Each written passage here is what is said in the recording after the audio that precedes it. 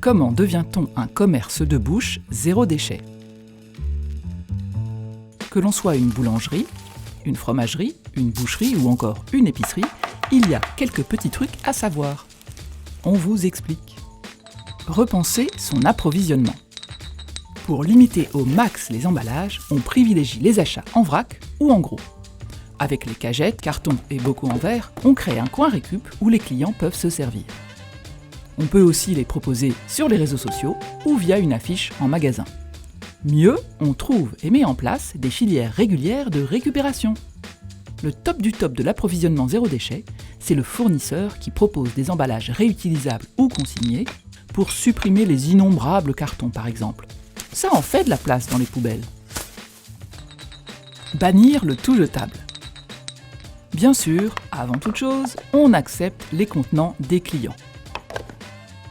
Une petite réduction quand un client les rapporte devrait même en convaincre plus d'un. On essaye de limiter les emballages jetables, comme les papiers paraffinés. On peut même proposer des emballages réutilisables, consignés ou payants. On remplace les sacs plastiques par des tote bags, si possible en matière écologique. Même logique pour la présentation des produits. On limite l'utilisation du film plastique au profit de matériaux plus durables. Et tellement plus jolis. On peut aussi privilégier les matières écologiques dans les emballages et les produits vendus, en favorisant le verre, le papier, le carton, plutôt que le plastique. Ah oui, et on propose du vrac aussi, quand c'est possible. Succès garanti. Limiter le gaspillage alimentaire. Pour un commerce de bouche, ça passe par une bonne gestion des stocks et un approvisionnement régulier sur tout ce qui est périssable.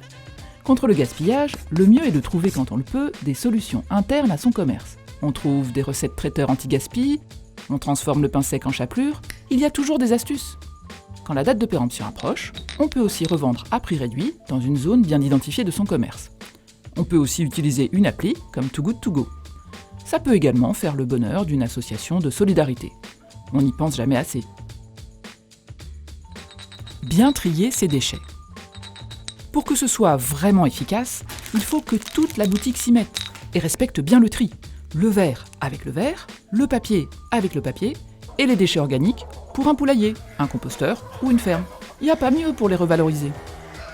Voilà comment on devient le commerce de bouche zéro déchet, fréquenté à la fois par des consommateurs sensibilisés et par la clientèle habituelle, qui pourra elle aussi profiter de ces nouveaux services. Mais encore faut-il le faire savoir. Pour cela, le label fournit tout un tas de supports de communication. Il organise aussi des animations et événements où, bien sûr, les commerces du réseau ont toujours leur place. Alors, on vous prend une place pour la prochaine date ?